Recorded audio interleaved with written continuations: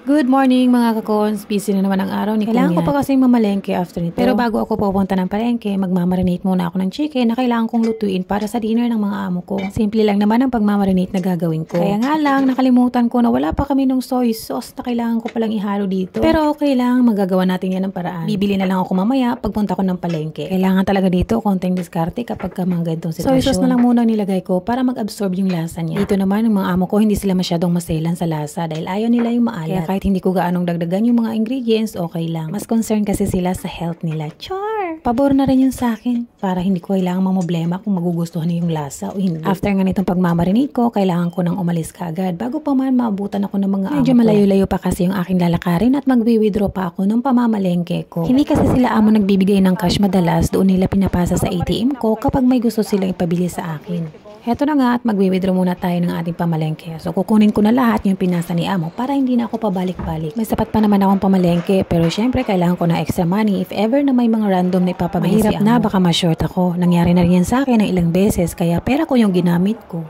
Pero syempre pinapalitan ko yun kapag nagbigay si amo ulit. Kaya hindi ako pwedeng mawala ng extra dito sa bulsa ko kapag lalabas ako. May mga time kasi na nag-uutos yan si amo. Bigla na lang niyang may ipapabili or ipapakuha, ipapapick up. So kailangan ko talaga may extra lagi sa bulsa ko. Hindi naman ako nagkakaproblema about sa financial dito sa pamamalengke dahil yung mga amo ko hindi naman sila nagre-reklamo. Pinapakita ko naman sa kanila yung mga resibo ng mga pinamimili ko.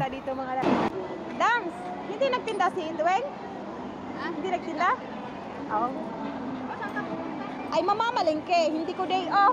So this time, nakauwi na nga pala ako galing sa pamamalengke. Kaya inayos ko na lahat yung dapat kong i-prepare bago pa man din bumalik sila amo. Steamed fish head at marinated chicken wings lang naman ang gagawin ko. Pinapasa lang din pala nila amo yung mga recipe na gusto nilang ipaluto sa akin. Kaya naman mas madali ko itong masundan. Usually ganun din ang ginagawa ko nung ako'y nasa Saudi.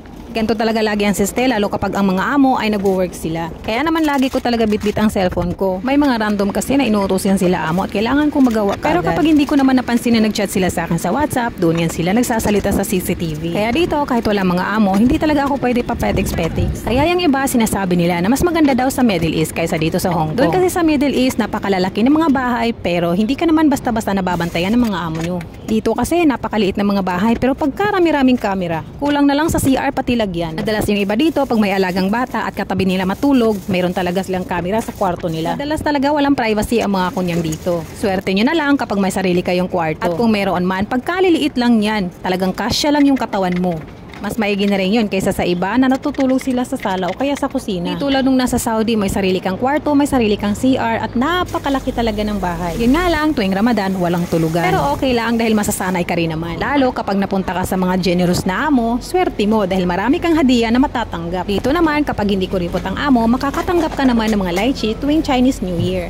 Pero hindi lahat mga may, kaya huwag mag-expect. So kahit ganon, laban pa rin tayo mga kabayan. Ingat mga kabayan!